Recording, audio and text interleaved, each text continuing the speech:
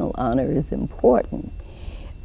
Putting the days of respect on the school calendar to enforce the Black History Studies school code mandate that was mandated in 1961, but it has never been enforced. We need these days on the school calendar so that not only students of the, descendants of hard mine and segregation damage, as revealed in the Brown versus Board of Education decision of May 17, 1954, that's in jeopardy of being reversed because they want to remove race from it, when race is the key element of all the things that are happening to our children. 5 times the expulsion rate. Their schools are hooked up with police stations, so for incidents that sends others to the principal's office, send our children to jail. 20,930 were locked up under the age of 17, were arrested, compared to 930 white students at the same period of time. 30 to 40 increasing racial gaps in reading, math, and dropout rates, and yet they're talking about removing race. So we need these days of respect on the school calendar. January 15th, practice the principles of human and civil rights. April 4th, visually affirmed by wearing the color white. April 4th, practice the principles of nonviolence, visually affirmed by wearing the color black, and love. August 28th, spiritual and moral principles of righteousness, justice, peace, peoplehood, and cultural coexistence, visually affirmed by wearing the colors black and white in the spirit of what we call way of, the spirit of we are one.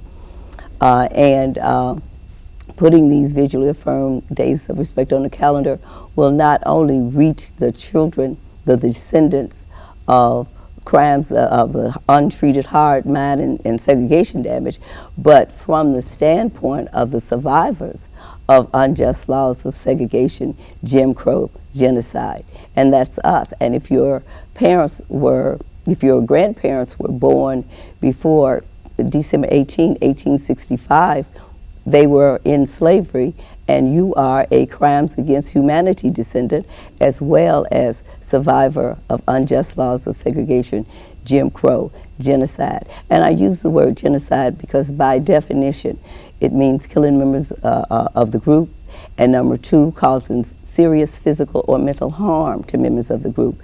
Linda Brown was 6 years old. Through the psychological testing, proved that they were 6 years old when they got it.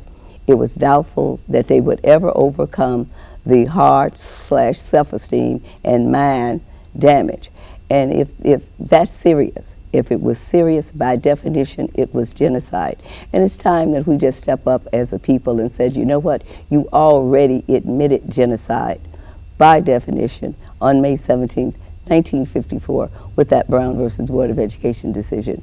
And while we have the which they're also trying to reverse now. Which they're trying to reverse by removing race, and they will do so because history is repeating itself because we haven't learned the lessons of it. So this won't just be a benefit for crimes against humanity descendants and descendants of untreated heart and mind damage, but all students, all people in America need to know Black history, because Black history is American history, and it cannot be confined to 1 month when it happens all through the year like other people. That's another apartheid segregation technique, to say I'm going to lock you in once a month, 28 days, and before the 28 days are up, we're going to take your bulletin boards down and we're going to put up the leprechaun and the love of the color green, and you're not even going to get credit for your full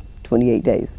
It's really been a pleasure and an honor to be here today on I'm your very program honored to have you here for today. our 28th annual Victims of Violence Holy Day, and I hope that I can come back and get some anytime. petitions started so Anytime. that we can indeed put these days of respect on the school calendar, because they culturally capture and historically preserve the three key principles of the American Civil Rights Renaissance of the 1960s from the standpoint of the survivors of unjust laws of segregation, Jim Crow, genocide.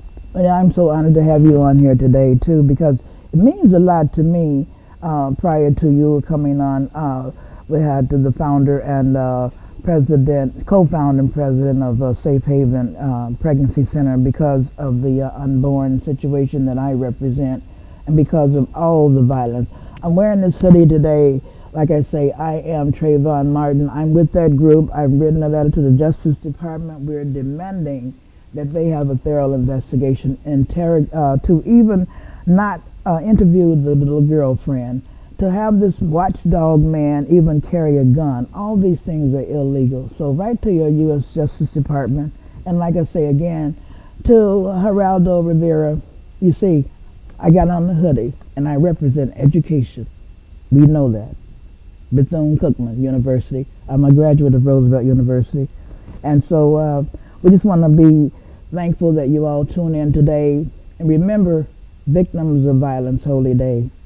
We know we should remember that day. This is the day that Martin Luther King was assassinated. Thank you. Thank you for tuning in. Okay. And thank you again for having me. Thank you. Thank you.